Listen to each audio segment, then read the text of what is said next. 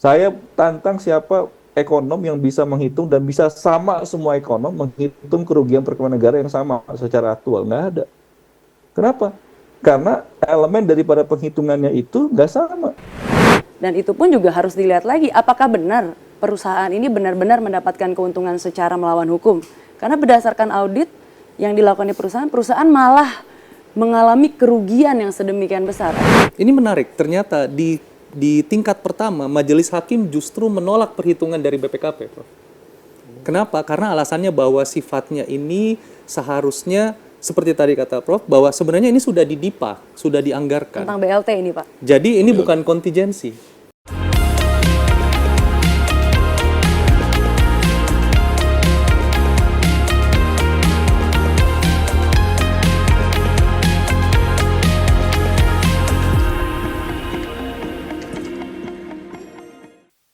Pemirsa Jakforum, Kejaksaan Agung sejak beberapa bulan lalu telah menetapkan 3 perusahaan pengolahan CPO, yakni PT Wilmar, Musimas, dan Permata Hijau, sebagai tersangka kasus tindak pidana korupsi fasilitas izin ekspor CPO. Penetapan korporasi sebagai tersangka ini menyusul divonisnya sejumlah pejabat dan pelaku usaha dari ketiga perusahaan tersebut karena terbukti bersalah melakukan tindak pidana korupsi. Untuk membahas masalah ini telah hadir sejumlah narasumber yang pastinya memahami dengan baik kasus ini. Baik, saya sapa terlebih dulu. Selamat datang di JAK TV, Bapak Ibu. Ada Marcella Santoso, ada Andi Ahmad, dua-duanya praktisi dan saat ini sedang menangani kasus tindak pidana korupsi Migor dengan 3 tersangka korporasi tersebut ya. 3 grup korporasi. 3 grup korporasi. Kemudian Bapak Agus Joko Pramono, akademisi, mantan pejabat di BPK. Dan saya sebelum memulai, saya mengucapkan selamat dapat informasi bahwa Bapak sudah mendapatkan atau akan ditetapkan sebagai guru besar ya Pak ya, di Universitas Jenderal Sudirman. Selamat ya Pak. Terima kasih.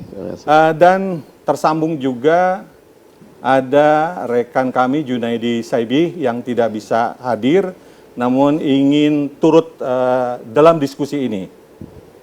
Baik, terlebih dulu sebelum kita diskusi ini saya mesti merefresh tentang kasus korupsi izin ekspor CPO ini karena kasus ini sebetulnya sudah ada yang menjadi terpidana. Sudah ada 5 orang, 3 dari perusahaan, 1 konsultan, kemudian ada 1 mantan pejabat dari perdagangan luar negeri, Kementerian Perdagangan ya, Kementerian Perdagangan.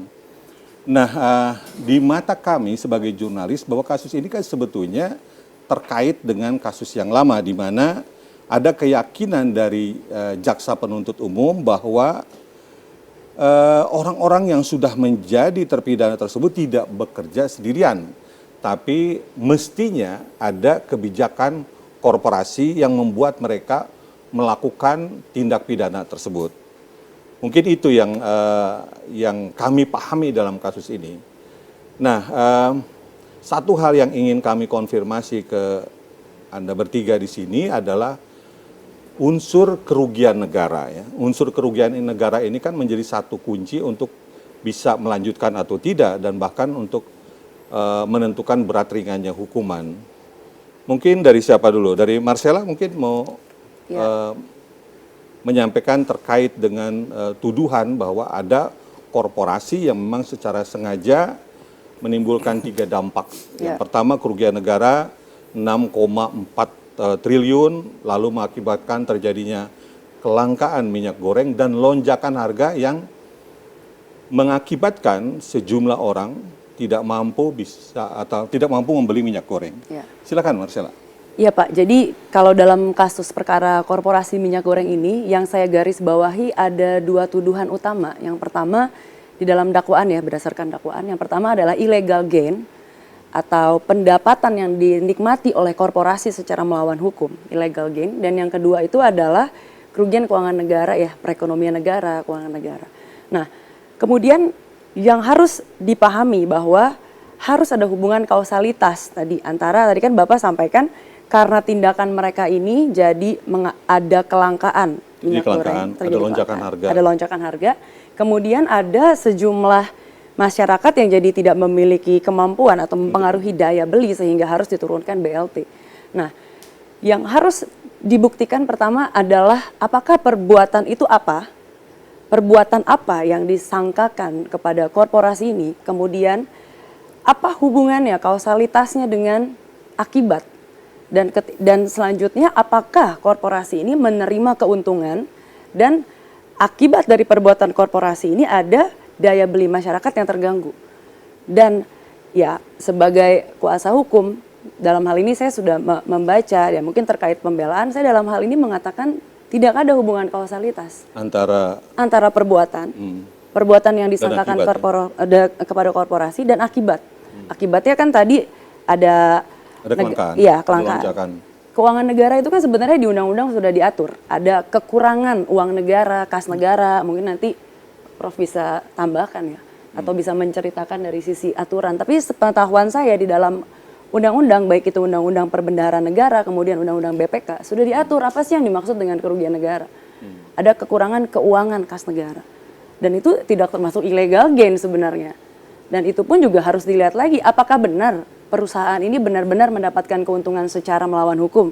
Karena berdasarkan audit yang dilakukan di perusahaan malah mengalami kerugian yang sedemikian besar. Ada akibat dari persetujuan ekspor ini, akibat dari aturan yang diberlakukan. Itu yang sedang kami, dugaan itu yang sedang kami uji dan mintakan, kita ajukan gugatan ke TUN untuk membuktikan apakah benar ada kerugian yang diakibatkan. Bisa diperjelas nggak? Kerugian itu akibat apa?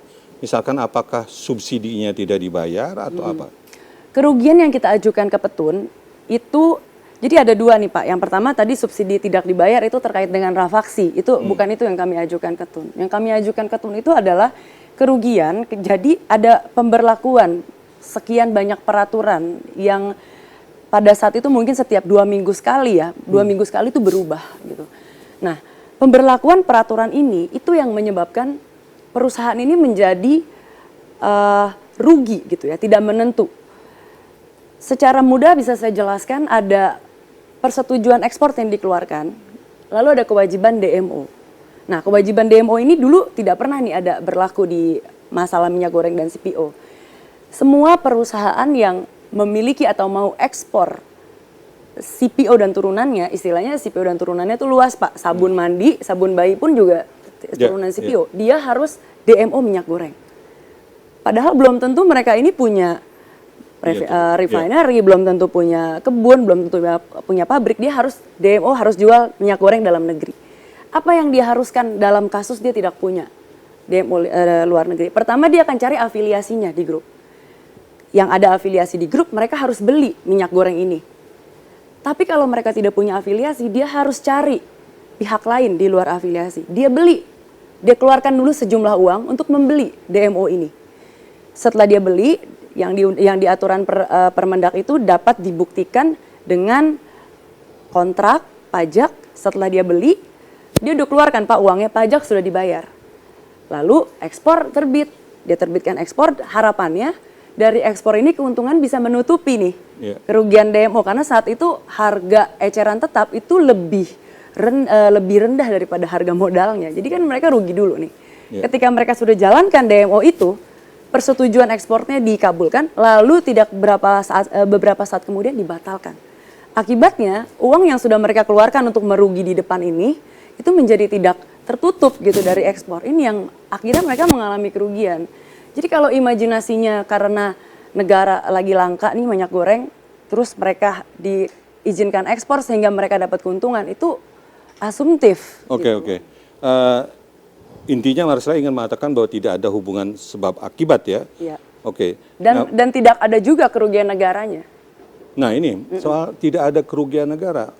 Bukankah dalam persidangan itu jelas-jelas dari kejaksaan menyebut angka, kemudian juga merilis hasil audit dari BPKP dan kalau tidak salah ada hasil audit dari ahli ya, dari UGM. Ya. Tapi mungkin sebelum Marcella menjelaskan, saya mungkin minta pendapat dari Pak Agus Joko Pramono sebagai akademisi dan orang yang paham betul soal audit ini, Pak. Silakan.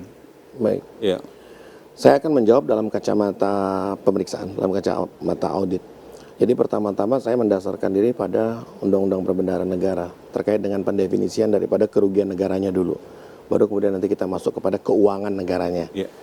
Jadi kerugian negara didefinisikan di pasal 1 ayat 22 Undang-Undang Nomor 1 Tahun 2004 tentang Perbendaharaan Negara, itu adalah berkurangnya kas, surat berharga atau barang yang terjadi dikarenakan perbuatan melawan hukum, garis bawahi, sebagai akibat dari perbuatan melawan hukum secara sengaja ataupun lalai. Ya. Jadi ada garis bawahnya perbuatan melawan hukum dulu, dia bisa lakukan secara sengaja atau dia bisa lakukan karena lalai melawan hukum.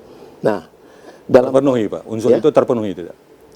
dalam konteks Ya, dalam kasus ini. ya itu dibuktikan di pengadilan. Kalau sampai nanti sampai di atas kemudian diambil keputusan, berarti hakim menganggap itu terpenuhi. Ya. Ya, begitu posisinya. Nah, cuma saya ingin menggarisbawahi bahwa perbuatan melawan hukum di dalam konteks Undang-Undang Keuangan Negara ini adalah semua hukum. Saya belum masuk ke ranah pidananya dulu. Oke. Semua hukum, ya hukum administrasi, hukum tata usaha negara, hukum birokrasi, dan lain sebagainya. Nanti aparat penegak hukumlah yang memilah-milah apakah perbuatan melawan hukum ataupun kelalaian ini karena adanya mens rea yang mengakibatkan menjadi tindak pidana. Baru masuk kita ke pendefinisian keuangan negaranya. Apa itu keuangan negara? Keuangan negara itu adalah merupakan hak atau kewajiban negara, hak atau kewajiban, inflow atau outflow yang dapat dinilai dengan uang, Jadi dalam konteks Undang-Undang 17 tahun 2003 pasal 1, keuangan negara itu adalah semua hak dan kewajiban negara yang dapat dinilai dengan uang serta segala bentuk baik berupa uang maupun barang yang dapat dijadikan milik negara dalam berhubungan dengan pelaksanaan hak dan kewajiban tersebut. Ini keuangan negaranya. Kemudian di penjelasan umumnya mendefinisikan keuangan negara itu ada 4. Ada subjek, objek, proses, dan tujuan. Jadi posisinya. Jadi kalau dia subjek itu siapa? Orang-orangnya. Kalau objek itu apa? Apakah dia aset, ataukah dia kas, atau dan sebagainya. Atau dia tujuan daripada pengelolaan keuangan negara itu sendiri. Atau dia cerita tentang hubungan hukum, melakukan kontraktual dengan negara. Jadi keuangan negara ini luas sekali. Di tempat swasta pun dalam konteks pada saat dia berinteraksi dengan negara, maka ada proporsi tertentu menurut definisi Undang-Undang Keuangan Negara yang merupakan bagian dari pengelolaan keuangan negara. Jadi jangan didikotomikan antara subjek dengan hubungan. Nah, kemudian kita baru masuk ke pendefinisian Undang-Undang Tipikor. Kalau kita bacakan Undang-Undang Tipikor yang biasa digunakan itu adalah yang paling banyak itu adalah pasal 2, pasal 3. Pasal 2, Pasal 2, pasal 3. Setiap orang secara melawan hukum melakukan perbuatan memperkaya diri sendiri atau orang lain, suatu korporasi yang dapat merugikan keuangan negara atau perekonomian negara, dipidana dengan penjara, bla bla dan seterusnya. Jadi ada kata-kata perbuatan melawan hukum yang terjadi dalam konteks pidana, ada kerugian keuangan negara. Apa yang dimaksud kerugian keuangan negara? Kerugian negara sudah dijelaskan tadi dalam konteks itu ada outflow dari negara yang diakibatkan karena perbuatan melawan hukum. Sekarang pertanyaan saya, kalau saya menggaji orang, menaikkan gaji orang, itu kerugian negara atau bukan? Bukan. Saya punya kewenangan, saya menggaji orang, lalu saya naikkan gajinya. Kerugian negara atau bukan? Bukan, Pak. Nah, dalam konteks ini, itu adalah sifatnya diskresif.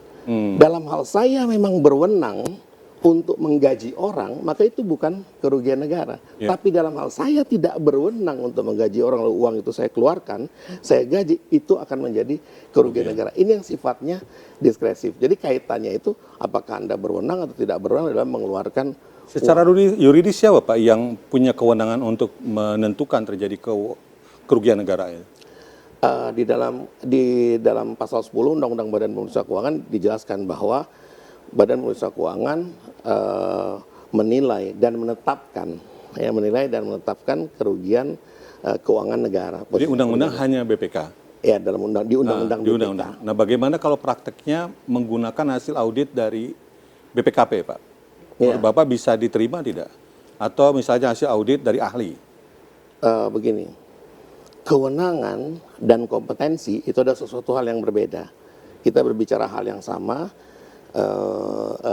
dalam konteks kewenangan itu yang eksplisit dinyatakan punya kewenangan dalam tata hukum administrasi kita adalah Badan Usaha Keuangan. Tapi pertanyaannya, apakah yang berkompeten itu bisa siapa saja? Yang berkompeten itu bisa siapa saja? Boleh jadi. Ya, dalam prakteknya sudah terjadi dan hakim tetap saja meneruskan acara persidangan walaupun yang menyampaikan perhitungan kerugian negaranya bukan Badan Pemeriksa Keuangan. Oke, sebagai seorang pakar, Anda mengatakan bahwa itu dimungkinkan ya? Ya, Prakteknya seperti itu. ya. Mengapa ya? Karena begini, karena saya paham betul jumlah BPK, jumlah auditor BPK yang menangani proses investigasi ini bukan lagi terbatas, sedikit sekali, yaitu kira-kira 130. Apa tidak khawatir, Pak, kemudian nanti kerugian itu dikaitkan dengan selera? Jadi misalnya siapa yang cocok, sorry saya agak vulgar mengatakan itu. Ya. Dan akhirnya kan kerugian ditanggung oleh orang yang disangka. Ya. Ada risiko itu berarti? Ada, dalam konteks itu diterima hakim bisa saja terjadi. Tapi begini, kita punya standar kerja. Dalam logika kami, normanya sebenarnya dalam konteks ada standar pemeriksaan keuangan negara, maka pihak-pihak yang melakukan perhitungan kerugian keuangan negara dalam konteks ini menggunakan standar yang dibuat oleh Badan Pemeriksa Keuangan, saya rasa tidak masalah. Apakah saya sudah terhubung nggak dengan Junaidi Saibi? Sudah ya? Halo, Halo Pak, Junaidi. halo Pak Tian.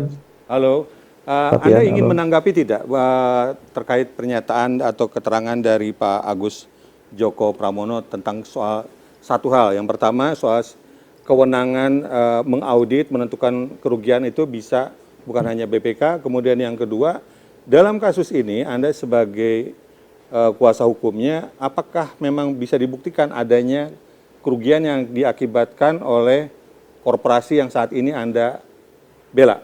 Silakan. Ya, terima kasih Pak Tian. Apa kabar Pak Agus Joko? Saya balik kepada teori tentang pemerintahan ya, Pancapraja. Bahwa salah satu daripada cabang kekuasaan negara itu ada namanya cabang eksaminatif.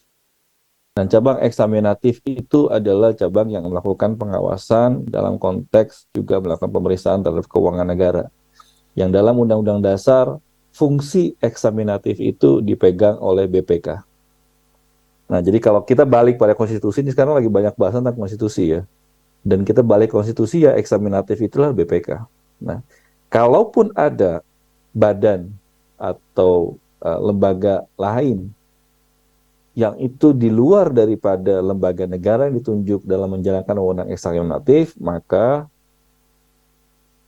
itu haruslah ada penyertaan daripada pendelegasan wewenang dari BPK sebagai pemegang kekuasaan eksaminatif dalam konstitusi dalam negara kita. Jadi kita harus stick dulu nih sama konstitusi kalau menurut saya. Jadi kalau ada orang yang menghitung itu berkaitan dengan kerugian negara, apalagi itu berkaitan dengan pelaksanaan anggaran belanja negara, dan itu terkait juga dengan bagaimana misalnya terkait dengan pendapatan negara yang menjadi berkurang karena ada perilaku korup tadi, maka itu juga tetap harus dengan perantaran daripada pemegang kekuasaan eksaminatif yaitu BPK kalau menurut saya. Jadi sekarang kadang kita suka mau yang semaunya seenaknya aja gitu ya. Ya udahlah, dibikinlah lembaga baru, udah siapa aja bisa ngitung lah. Kalau semuanya bisa ngitung, akhirnya metodenya dia nggak ajak. Dan metode yang nggak ajak itu akhirnya membuat suka-suka ya tadi dibilang oleh Pak Tian misalnya, ya tergantung selera. Nah, itu bisa dipesan, tolong ya ini dihitungnya bagaimana caranya biar ini bisa masuk dalam konteks kerugian negara. Nah, ini yang terjadi dalam kasus yang dialami oleh klien kami gitu ya, gimana pada akhirnya hitungan daripada kerugian negara itu suka-suka, ya, Pak Tian. Dan satu lagi, nanti kita juga konteksnya dengan dihapuskannya kata dapat di dalam Undang-Undang Tipikor itu punya implikasi dari putusan MK 2006 itu. Nah, ini yang juga harus dilihat implikasi itu sehingga penghitungan daripada kerugian negara itu adalah suatu hal yang bersifat Aktual ya. aktual. Jadi nggak boleh Ya, itu yang bersifatnya prediktif ya. Bisa dihitung. Dan satu hal lagi, misalnya dengan adanya kata dapat dihilangkan secara mutatis mutandis, maka kalimat tentang kerugian perekonomian negara menjadi hapus. Kenapa? Saya tantang siapa ekonom yang bisa menghitung dan bisa sama semua ekonom menghitung kerugian perekonomian negara yang sama secara aktual. Nggak ada. Kenapa? Karena elemen daripada penghitungannya itu nggak sama. Berbeda komponen juga hitungannya akan beda. Nah, ini yang terjadi, yang dilakukan itu menghitungnya ya ahli ekonomi menghitung kerugian perekonomian negara itu juga beda-beda. Satu ekonomi pakai metodenya beda, pakai yang lain juga akan beda gitu. Jadi karena ada satu komponen atau beberapa komponen itu yang sifatnya volatile, yang itu nggak bisa ditentukan secara aktual. Begitu Pak Tian. Tadi Junaidi menyampaikan tentang penghilangan kata dapat. Nah, ini dampaknya apa ke proses peradilan, ke proses pembuktian? Mungkin Andi Ahmad mau menyampaikan? Jadi seperti tadi yang sudah disampaikan oleh rekan Pak Junaidi bahwa memang sejak putusan MK nomor 25 tahun 2016 ini menyatakan kata dapat ini dihilangkan, berarti semua perhitungan-perhitungan kerugian negara yang sifatnya potensial itu seharusnya menjadi tidak dapat dipertimbangkan. Jadi kerugian loss itu nggak bisa. Iya, dan sebenarnya hal ini sesuai juga seperti yang tadi disampaikan oleh Prof ya, bahwa yang dimaksud dengan kerugian negara itu kan harusnya bersifat kekurangan. Berarti kekurangan itu sudah harus terjadi ya, Prof. Kalau sifatnya potensial itu kan masih belum terjadi. Si bentuknya adalah perkiraan. Makanya kenapa berdasarkan putusan MK ini kata dapat itu menjadi dihilangkan karena sifatnya jadi mengira-ngira.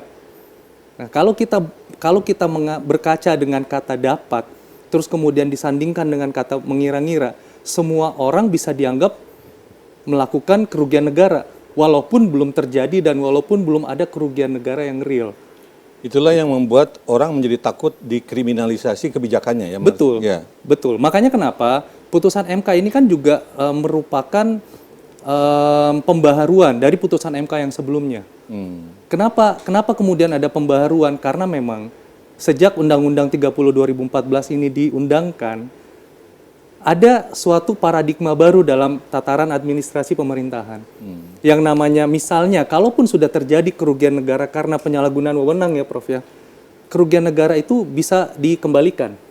Dan itu menjadi kewenangan dari si pengadilan, dalam hal ini pengadilan TUN. Jadi kenapa kemudian hakim konstitusi melihat oke, kata dapat ini sudah tidak sesuai lagi dengan paradigma hukum yang berkembang saat ini.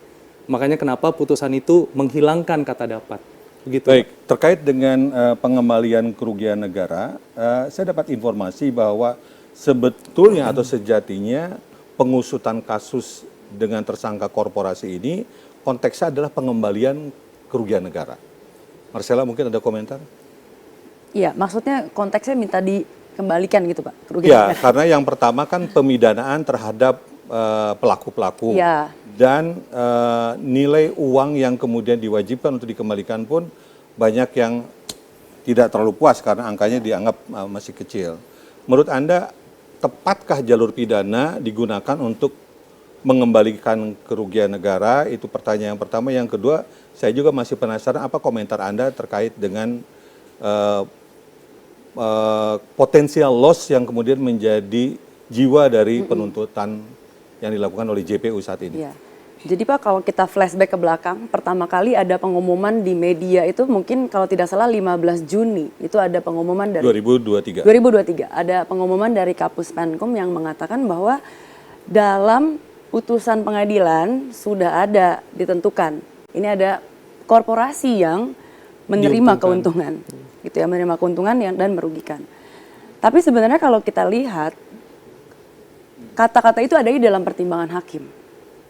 Dan ini kan putusan tidak erga omnes. Jadi ini tidak berlaku untuk seluruhnya. Pertimbangan hakim itu ada karena ada bukti, karena ada fakta persidangan. Oke. Yang artinya bukti dan fakta persidangan di satu persidangan orang lain itu tidak berlaku di perkara yang lain. Tapi kemudian dikatakan, oh ini ada perusahaan yang diuntungkan sehingga kita naikkan dong perkaranya jadi perkara tindak pidana korporasi. Iya. Padahal kalau kita lihat konstruksinya sama-sama aja nih. Kalau saya bicara apakah ini nebis in idem ya mungkin mendahului, itu nanti ada pakar mungkin pidana dan itu wewenang hakim lah yang menentukan. Tapi yang pasti di sini adalah benar bahwa sepertinya ini dijadikan metode untuk ayo kembalikan dong kerugian negara. Nah, artinya di sini ada suatu judgement gitu ya. Belum apa-apa udah ditentukan, oh ini korporasi ini menerima keuntungan secara ilegal. Korporasi ini menimbulkan kerugian negara. Padahal yang tadi disampaikan, apakah metode menghitung kerugian negara itu sudah tepat di dalam perkara sebelumnya? Gitu. Apakah itu suatu hukum acara yang tepat untuk menjadikan pertimbangan hakim itu menjadi bukti bagi perkara baru? Gitu. Kemudian pertanyaan nih di situ, apakah itu secara formil itu dibenarkan?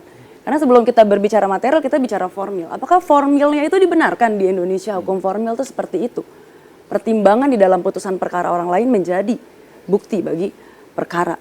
Oh, yang perkara yang lama kemudian dijadikan dasar Iya, untuk jadikan dasar kan yang seperti untuk kasus yang sekarang. Iya, itu kan pengumuman tuh tanggal 15 Juni yang ternyata Menduplikasi ya. Ya, yang ternyata baru kami dapat penetapan tersangka itu di bulan Agustus. Jadi ditetapkan tersangka diumumkan dulu bulan Juni, lalu Juni sampai Agustus tidak ada penetapan tersangka, baru ada di bulan Agustus gitu. Nah, kemudian langsung dijudge, ini ada negara korporasi ini melakukan atau menerima keuntungan dan merugikan negara sekian.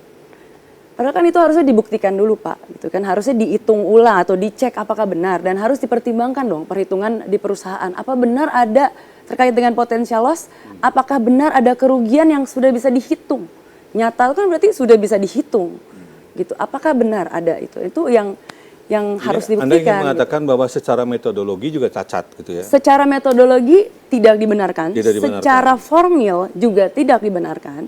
Tapi ya mungkin itu wewenang hakim ya Pak untuk menentukan. Tapi di sini dalam kapasitas saya sebagai pembela penasihat hukum, saya bisa katakan bahwa secara hukum formil itu tidak dibenarkan gitu. Dan apakah ini media yang tepat proses pidana ini untuk mengembalikan? Setahu saya tujuan pemidanaan itu bukan itu. Iya. Kalau mau memang kejaksaan punya di dalam undang-undang kejaksaan diatur mediasi penal. Oh, artinya penyelesaian di luar proses mediasi. Jadi ada pengadilan. penuntutan itu dikesampingkan. Tujuannya adalah pengembalian. Tujuannya kalau yang di hukum lingkungan kan biasa tuh udah ada contohnya mengembalikan kerugian, memulihkan keadaan. Tapi kan terlebih dahulu Pak. Dan bisa ditambahkan dengan tindakan administratif mungkin ya. Kalau seandainya penyelesaian di luar pengadilan. Ya kalau tindakan administratif itu konteksnya jadinya tidak mungkin ada orang itu bisa dihukum 2 kali. Oh, Itu ada iya, asasnya iya, tadi kan, iya, asas ya banyak asas double jeopardy, unavia. Jadi kalau orang sudah mendapat hukuman administratif, dia tidak bisa dipidana lagi. Nah ini yang ingin saya katakan dalam konteks ini adalah bahkan ketika kita mediasi penal pun itu kan berarti udah dianggap dulu nih ada kesalahan. Tapi itu gitu. belum ada respon ya pengajuan itu. Saya sudah ajukan tapi belum ada respon. Belum ada Tapi respon. itu pun kalaupun direspon saya akan ajukan. Ayo kita duduk, kita hitung ulang, kita lihat metodenya apakah sudah memenuhi standar. Tadi Prof ada sampaikan BPK itu punya standar. Oke, kalau yang lain kompeten, oke silakan kompeten Oke, untuk jadi pembuktian. Tapi standarnya apakah tepat? Oke. Gitu. Yang ingin Anda garis bawahi bahwa sebetulnya ini based on asumsi. Soal kerugian, soal apa gitu. Jadi tidak ada sesuatu yang secara kokoh bisa dipertanggungjawabkan. Sekarang gini Pak, kalau kita lihat saja di dalam perkara yang sebelumnya 5 terdakwa itu metodenya sosial korupsi. Input output datanya bukan data real. Jadi kalau Bapak bilang menurut saya ini asumsi, saya kembalikan lagi ke perkara yang terdahulu. Ini bukannya menurut saya. Itu memang faktanya. Input output datanya tidak real, itu faktanya, asumsi. Oke, Pak Agus, boleh Bapak bisa jelaskan Pak, sebetulnya di BPK soal metode ini seperti apa Pak untuk menghitung kerugian negara dan sebagainya? Karena tadi Marcella men-challenge bahkan meragukan bahwa bisa jadi kliennya menjadi korban karena menurut saya serius sekali itu kalau seandainya based on asumsi itu sesuatu yang sangat ya sangat berpotensi untuk melanggar hak orang lain. Asumsi tidak diperkenankan. Dalam perhitungan kerugian negara sangat tidak diperkenankan. Asumsi tidak diperkenankan. Jadi based on factual, harus based on proving, harus based on real data. Real data. Tidak bisa diasumsikan. Dan tidak boleh potential loss ya. Tidak bisa di benchmark. Tidak bisa di benchmark. Dan itu harus berdasarkan real data. Mengapa? Karena di definisi kerugian negara itu sendiri itu didefinisikan sebagai nyata dan pasti di definisi undang-undang perbendaharaannya Undang-Undang 1 2004 pasal 1 ayat 22 itu didefinisikan bahwa kerugian negara itu berkurangnya kas, berkurangnya surat berharga ataupun barang yang nyata dan pasti dikarenakan karena perbuatan lawan hukum baik secara sengaja ataupun lalai. Sekarang pertanyaannya, kalau dia berkurang itu berkurang dari posisi yang mana? Patokannya apa tuh? Nah, makanya kita kembali ke definisi keuangan negara. Maka keuangan negara itu hak negara ataupun kewajiban negara. Kalau dia berkurang dari hak. Kalau kewajiban dia bertambahnya kewajiban. Itu harus nyata dan pasti. Hal yang dilakukan oleh perbuatan melawan hukum pidana ini, mens rea ini, menyebabkan adanya berkurangnya hak negara ataupun pasti bertambah kewajiban negara. Jadi posisi itu. Jadi itu harus ada standar pengukuran yang jelas berdasarkan proving bukti invoice, berdasarkan dan sebagainya. Dan itu tidak bisa diasumsikan. Makanya kata-kata dapat tadi memang dari awal tidak relevan. Dari awal memang tidak relevan karena pendefinisian undang-undang kerugian negara menurut undang-undang keuangan negara itu adalah kalau bahasa akuntansi itu substance. Kalau bahasa hukumnya itu material. Bukan formilnya. Yang material. Jadi dia substansinya itu yang betul-betul menimbulkan kerugian. Kerugian yang mana itu harus dapat dibuktikan, diukur.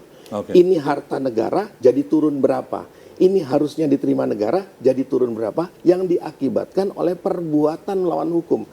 Jadi tidak bisa suatu kerugian negara diakibatkan karena menjalankan hukum itu nggak bisa. Nah ini kan begini ya, tadi Pak Agus mengatakan ini sekian, kemudian turun sekian. Ya. Nah saya dengar dalam sebuah press conference dari Kejaksaan, salah satu faktor yang dihitung sebagai kerugian itu adalah pemerintah akhirnya mengeluarkan BLT. Karena diakibatkan terjadinya kelangkaan, akhirnya menimbulkan daya beli turun, lalu pemerintah mengeluarkan uang untuk bantuan tunai. Nah itu bisa Pak diakumulasikan sebagai kerugian, sebagai dampak dari tindakan para tersangka atau terdakwa ini? BLT ini diakibatkan karena transaksi atau diakibatkan karena kewenangan, karena diskresi. Itu satu hal yang berbeda. Saya berikan contoh. Saya banyak menghitung kerugian negara karena subsidi pupuk, subsidi yang lain-lain. Itu kan subsidi itu. Jadi karena seseorang menjual pupuk bersubsidi ke tempat yang seharusnya tidak bersubsidi, itu artinya ada subsidi negara keluar ke sana. Yeah. Itu diakibatkan karena transaksi di subsidi ini, ya kan? Ya posisinya. Nah, ada perbuatan dia mengarahkan penerima subsidi ini, itulah dianggap bahwa menyebabkan seharusnya negara tidak lebih banyak mengeluarkannya. Karena seharusnya dia tidak berhak, begitu posisi. Betul, daerah itu pun tidak memerlukan. Gitu. Nah, atau daerah itu tidak memerlukan, sehingga artinya yang perlu cukong biasanya. Ya, nah itu biasanya dia dibelok. Itu kerugian negara substance. Tapi sekarang pertanyaannya, yang BLT itu bagaimana Pak? Sepemahaman saya anggaran BLT adalah anggaran yang ada terus-menerus dan bersifat diskresif. Diskresif itu artinya begini. Ya kami memang sekarang ingin mengeluarkan BLT sekian. Besok kami akan mengeluarkan surat BLT sekian. Boleh mengeluarkan, boleh juga tidak? Boleh mengeluarkan, boleh juga tidak. Itu tergantung DIPA. Jadi tidak terjadi karena mandatori suatu transaksi tertentu. Dan tidak juga kasualitas. Ya, saya coba mengutip cara berpikirnya Marcella, harus ada hubungan antara sebab dan akibat. Ya. Gara-gara ini maka keluar BLT. Gitu. Bukan kontingensi begitu ya? Saya rasa itu insidental kan? Saya tidak memahami konteks detailnya, tetapi dalam hukum pidana kan selalu harus ada hubungan kausalitas antara tindak pidananya dan akibat dari tindak pidana tersebut. Oke. Proses itu. Tapi saya hanya berpikir bahwa proses ini adalah berjalan terus di persidangan, kemudian akhirnya hakim memutuskan melihat dengan kacamata hakim bahwa ini adalah cukup unsur pembuktiannya, begitu kan? Jadi kalau memang nanti Marcella ingin menganggap bahwa ini pembuktiannya kurang, harus meyakinkan hakim bahwa model pembuktian sebegini ini kurang tepat dari sisi perhitungan seperti itu. Baik, saya ke Andi Ahmad dan Marcella. Terkait dengan kasus ini, ada satu peristiwa ketika kejaksaan mengumumkan adanya tindak penyitaan. Nah ini luar biasa dan terus terang pers sangat kaget ya melihat begitu banyak barang yang disita. Ini sebetulnya milik siapa yang disita ini? Milik perusahaan itu atau pihak terkait? Kalau terkait dengan Ini penyitaan. Spektakuler soalnya yang disita. Ya, yang terkait dengan penyitaan itu kan Pak ada milik pihak ketiga sebenarnya. Berarti vendor? Yang disita kan ada kapal, kemudian ada pesawat, itu kan milik pihak ketiga. Kapal untuk mengangkut? Ya, kapal untuk mengangkut, itu kan mereka punya kontrak dengan pihak ketiga. Ekspedisi atau apa? Iya, dengan ekspedisi, dengan freight forwarding itu yang kemudian kapal itu yang diblokir. Tidak boleh berlayar dan dokumennya ada sebagian yang dokumennya disita sehingga tidak bisa berlayar. Dan ini juga menimbulkan kerugian di pihak ketiga tersebut. Ada sekitar 700 orang yang tidak bekerja, hanya digaji pokok. Karena kan kalau ya di bisnis pelayaran itu gaji pokoknya relatif kecil ya Pak. Yang besar kan uang layar. Jadi mereka tidak mendapat uang layar sehingga apabila digaji pokok mereka tidak bisa mencukupi hidup. Ada, kalau yang saya dengar update terakhir ada yang berhenti, ada yang tidak bekerja, ada yang kurang gitu. Itu akibat dari penyitaan ini. Makanya kita juga sudah bersurat bahwa penyitaan itu seyogianya memperhatikan asas necesitas dan proporsionalitas gitu. Apakah perlu sampai menuju ke tindakan itu gitu. Mungkin ya tadi ada rekan saya Pak Junaidi mungkin lebih teknis akan menjelaskan mengenai asas necesitas dan proporsionalitas. Kemudian apa sih dasarnya dia melakukan penyitaan? Itu terkait dengan pasal 39 KUHP. Apakah kapal itu merupakan hasil dari tindak pidana atau digunakan untuk kejahatan gitu kan? Termasuk kendaraan ya, mobil. Nah, kendaraan itu Pak, kendaraan itu sebenarnya adalah kendaraannya karyawan. Jadi kan suka ada car ownership program tuh, COP. Nah, itu kan BPKB-nya selama belum lunas dititip di perusahaan. Itu BPKB itu yang turut disita. Jadi ada juga karyawan yang sudah lunas tetapi BPKB-nya belum sempat dikembalikan, itu turut disita. Itu juga ada BPKB. Kemudian ada pembukaan SDB. Pembukaan SDB atas nama pribadi itu juga sebenarnya menyalahi, itu panjang lagi tuh Pak, bisa satu sesi lagi talk show-nya. Itu menurut kami itu menyalahi undang-undang perbankan, bahkan TPPU gitu ya untuk pembukaan SDB. Gitu. Dan juga ada aset tanah. Aset tanah yang di dokumen ya, sertifikatnya yang disita. Dokumennya disita, di atas tanah itu ada pabrik. Nah, itu Pak, kalau sampai itu juga disita gitu ya, itu mengganggu produktivitas. Itu yang secara nyata menimbulkan kerugian material bagi perusahaan. Saya nggak tahu apakah nanti mungkin berlanjut dituntut negaranya. Saya nggak tahu. Sebagai pengacara tapi sekaligus juga ahli di bidang hukum pidana, Pak Junaidi melihat persoalan ini seperti apa? Pak Tian, saya ngelihatnya ini buat saya yang namanya penegakan hukum itu harus juga stick ya, harus juga ajak dengan hukum acara, prosedur tata cara. Kenapa? Karena itu adalah cara bagaimana menyeimbangkan antara wewenang yang dimiliki oleh penegak hukum dengan hak daripada orang yang sedang diperiksa atau sedang diproses dalam hukum. Nah, keseimbangan itu adalah dengan menerapkan hukum acara. Tadi disampaikan oleh Marcella bagaimana necessity, ya, bahwa necesitas itu penting untuk melihat sejauh mana memang langkah ini mutlak perlu dilakukan. Mutlak perlu dalam artian bahwa memang nggak ada cara lain selain melakukan hal itu. Nah, ini yang menurut saya ini mesti dilihat, dihubungkan dengan pasal 39 tadi tentang barang bukti. Nah, ini akan jadi masalah ke depannya. Kenapa?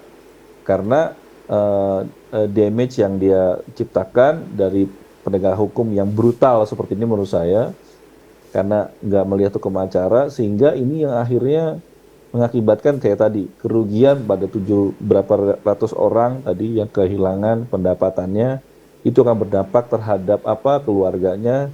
Dari situ berarti akan ada penurunan daya beli daripada dia keluarga, dan juga itu berdampak pada sektor real yang itu secara face to face akan juga berdampak pada inflasi di daerah di mana mereka tempat tinggal. Nah, itu yang nggak dipikirin nih sama ini. Jadi di kepalanya itu adalah bagaimana melakukan suatu langkah yang itu bikin mati orang gitu. Ya, ya. Ini kan kita bicara soal bisnis, Pak Tian. Kalau misalkan Anda bicara dalam penegakan hukum itu adalah melakukan suatu sifat yang itu balas dendam, ya, itu adalah cara pikir orang-orang dari abad ke-14. Jadi menurut saya ini udah abad 21, mau masuk 22, masih mikir abad 14. Menurut saya kita ketinggalan zaman. Oke. Ya. Berpikirnya seperti ini. Baik, Yang kedua, itu harus dilakukan secara proporsionalitas, ya. Nah, itu harus dilihat bagaimana secara berimbang tadi, suratnya ada semua, itu dilakukannya apa, dan itu kita lihat ya bagaimana langkah ini yang akhirnya yang saya sebut sebagai seperti menerapkan draconian law measures. Jadi ini adalah draconian lawyers ya, yang ada yang melakukan langkah seperti ini ya, sarjana hukum yang draconian, yang itu dia makan semuanya tanpa melihat suatu prosedur yang baik seperti apa. Baik. Bahaya ini Pak kalau ini dibiarkan. Baik, Junaidi Saibi, terima kasih atas pendapat Anda. Terima kasih. Saya mau konfirmasi ke Pak Agus Ya. Joko Pramono.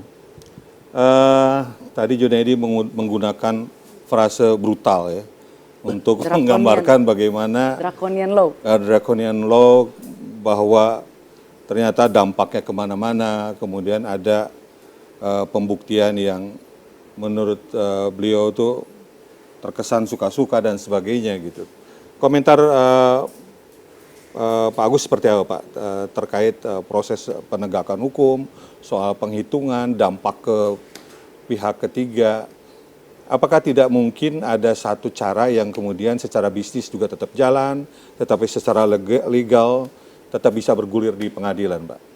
Ya, yang memutuskan itu adalah hakim. Kita semua mempunyai part yang berbeda-beda dalam proses penegakan hukum. Jadi kejaksaan melaksanakan kewenangannya untuk melindungi keuangan negara dengan cara yang difahami. Sebagian setuju, sebagian tidak setuju, itu adalah biasa, dan pembuktian hakim yang akan menunjukkan proses itu. Sebagai seorang pengacara, sebagai seorang pembela harusnya memberikan proses pembelaan dalam konteks apa titik-titik tertentu yang seharusnya bisa digunakan untuk menyelamatkan. Tetapi kami dalam konteks part di model perhitungan kerugian negara yang dilakukan oleh Badan Pemeriksa Keuangan itu adalah sebagian dari proses itu yang digunakan untuk sebagai alat pembuktian bahwa memang telah terjadi tindak pidana korupsi yang perbuatan melawan hukumnya itu diases oleh aparat penegak hukum, Kami mengases ulang, tetapi tidak meredefinisi perbuatan melawan hukum. Kami spesifik di model perhitungan kerugian negaranya. Apakah menggunakan total loss, apakah menggunakan partial loss, tapi kami tidak pernah, seingat saya 10 tahun saya di Badan Pemeriksa Keuangan, sepanjang saya memegang investigasi dari tahun 2019 sampai tahun 2023, bulan Agustus kemarin, saya belum pernah menandatangani kerugian perekonomian, belum pernah. Karena itu tidak masuk dalam standar. Tidak masuk dalam standar di Badan Pemeriksa Keuangan. Nah, ada yang pihak yang mendefinisikan, ya silahkan dibuktikan di pengadilan. Tapi kami tidak pernah, dan saya tidak ingin. Mengapa? Karena kami perlu exact standar yang digunakan secara setara dalam setiap proses perhitungan kerugian negara. Sedangkan perekonomian itu tidak masuk. Mengapa? Definisi daripada keuangan negara, kerugian negara, itu ada base perhitungan nyatanya di dalam anggaran, di dalam laporan keuangan. Saya diminta menghitung Adeline List, kami tolak. Ingat kasus Adeline List? Ingat. Ngitung kerugian karena pembakaran hutan Lahan. di Sumatera, di Riau kalau nggak salah. Nah itu kita tolak. diminta perhitungan kerugian karena Freeport mencemari, itu kita tolak. Mengapa? Karena kami tidak mengenal proses perhitungan kerugian perekonomian, tidak mengenal di standar yang dibuat itu.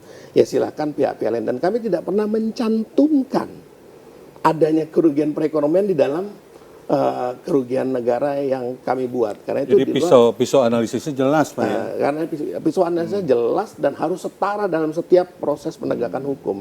Harus setara dalam setiap proses penegakan hukum. Jadi perbuatannya mana? Betulnya kalau berdasarkan statement Pak Agus, sebenarnya tidak perlu ada dispute ya. Karena memang sangat-sangat jelas ya. Artinya mestinya disepakati oleh JPU maupun gimana? Izin Pak Tian, saya menarik komentar dari Pak Agus ya Pak ya. Saya sebenarnya mau bertanya Pak, kalau seandainya kemudian di dalam laporan hasil pemeriksaan, anggaplah BPK atau BPKP, dia mencantumkan hasil pemeriksaan ahli lain terkait dengan kerugian perekonomian negara, apakah kemudian laporan itu menjadi valid untuk dipergunakan? Kami memakai ahli dalam konteks keahlian yang tidak kami miliki, misalnya tentang kapal, tentang apa, bagaimana model kapal. Tapi totally yang ada di report adalah totally produk Hasil dari perhitungan. hasil perhitungan kami. Betul.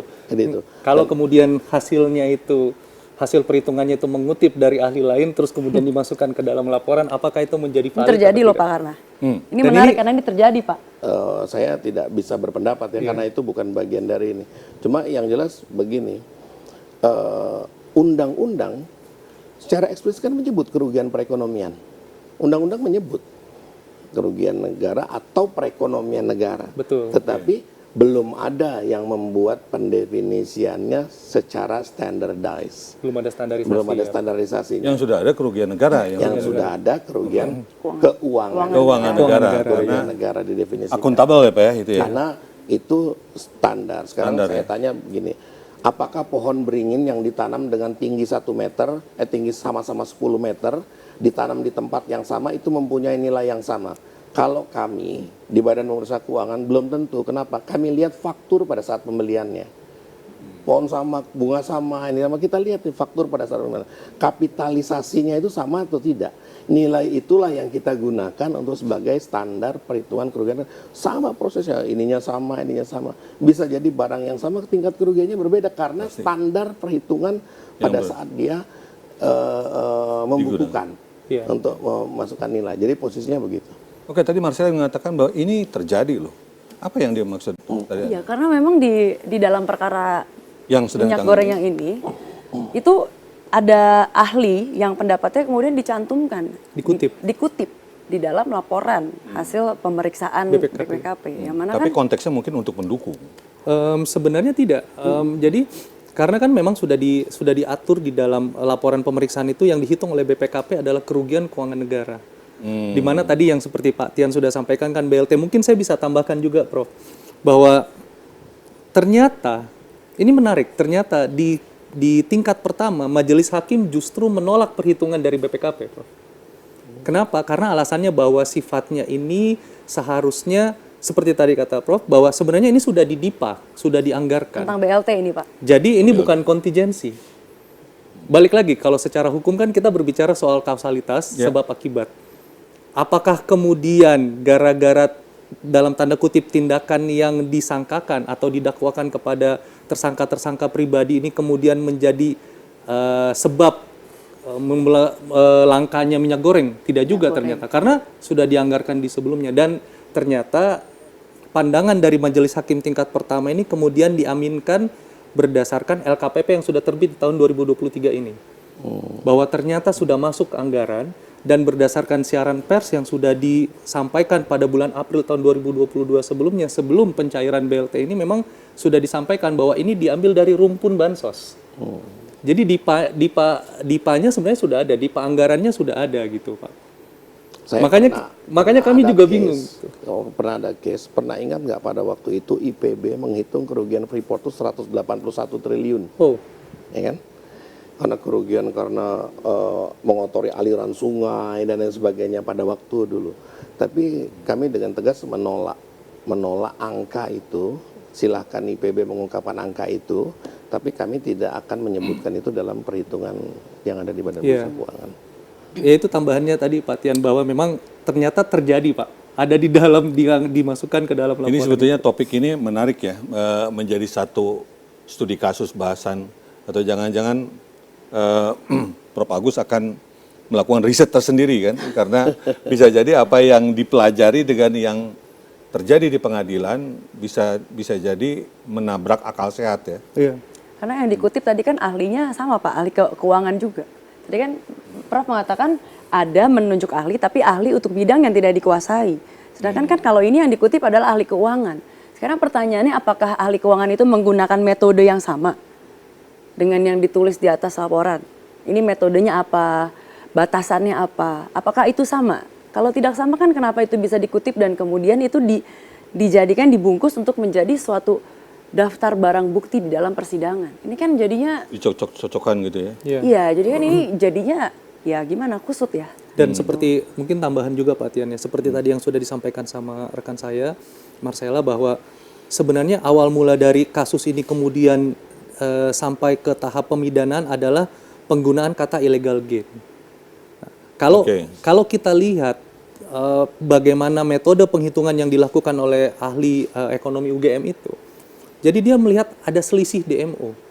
Mereka menganggap bahwa selisih DMO ini, walaupun kita nggak tahu apakah itu sebenarnya benar selisih apa enggak, karena itu debatable, masalah selisih DMO itu mungkin ada pembahasan yang lain. Tapi selisih DMO ini kemudian seolah-olah dihitung menjadi illegal gain dengan cara mencari selisih antara harga jual di luar negeri dengan harga jual di dalam negeri menggunakan harga DPO.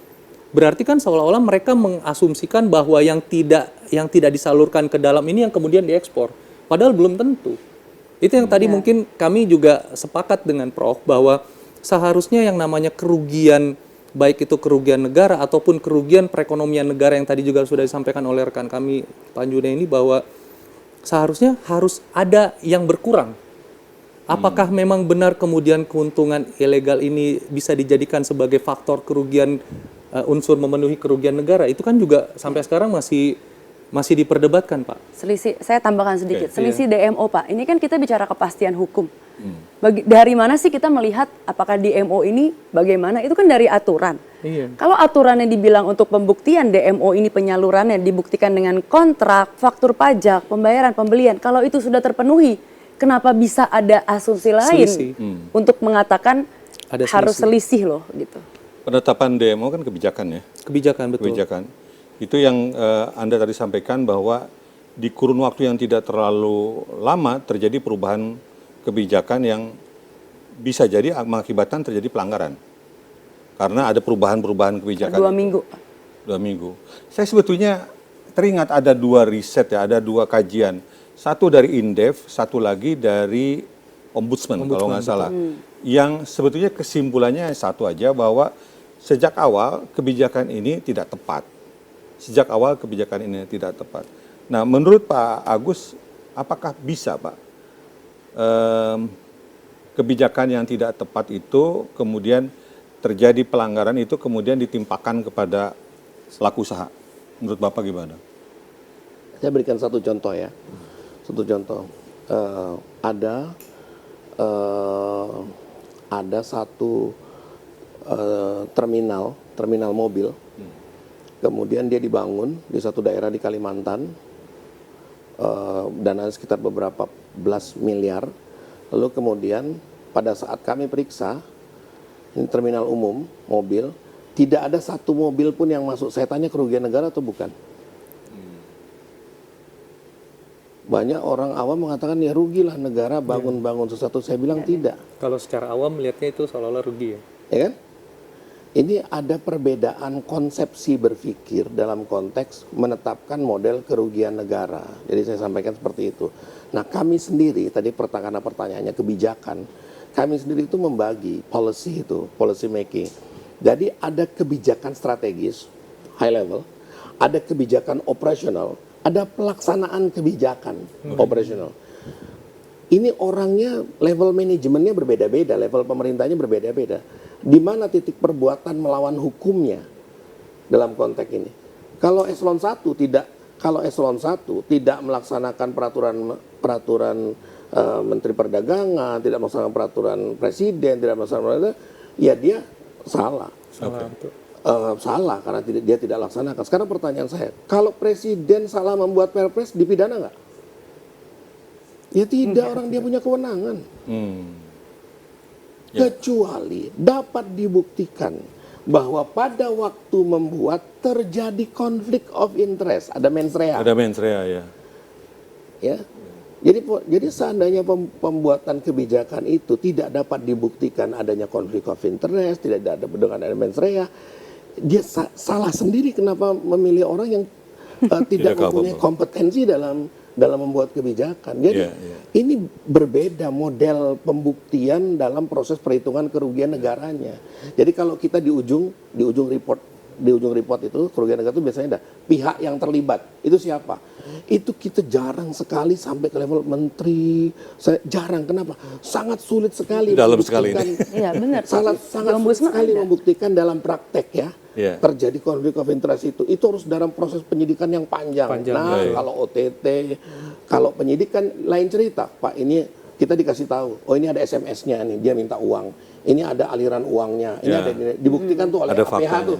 Kita masukkan menteri, berarti dia membuat kebijakan ini. Baru ada pidana. Dia membuat kebijakan ini ternyata terpengaruh dengan konflik of interest. Oke, saya ingin mengucapkan terima kasih dulu nih ke Junaidi Saibi yang sudah bergabung. Terima kasih Anda sudah ikut dalam diskusi tentang polemik pengusutan atau penyidikan kasus izin ekspor CPO.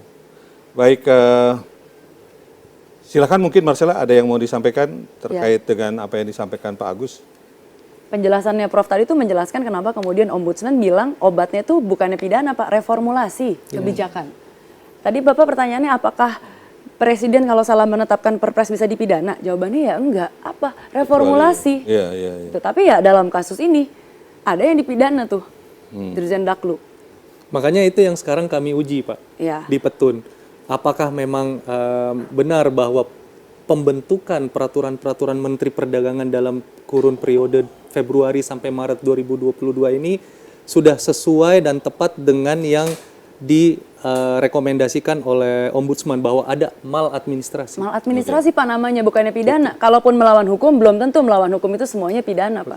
Betrok, ada macam-macam. Dan seperti tadi yang disampaikan, kalau seandainya si pelaku usaha ini menjalankan peraturan yang sudah dasarnya salah, apakah kemudian mereka yang harus jadi korban karena ada kesalahan pembentukan peraturan? Itu yang sekarang memang jadi pertanyaan besar di hukum kita saat ini Pak.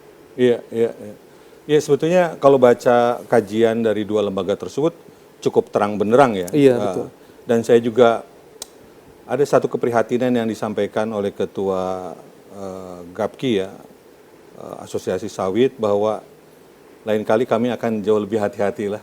Karena khawatir juga ikut dalam kegiatan-kegiatan yang mestinya mendukung pemerintah berujung atau berakhir dengan pemidanaan. Gitu. Saya juga agak miris ya, sebetulnya itu tidak inginlah kita mendengar hal itu, dan mestinya kejadian ini menjadi introspeksi untuk banyak pihak ya, termasuk lembaga penegakan hukum. Setuju Pak. Ya, baik Bapak Ibu, terima kasih sudah hadir di diskusi JAK Forum.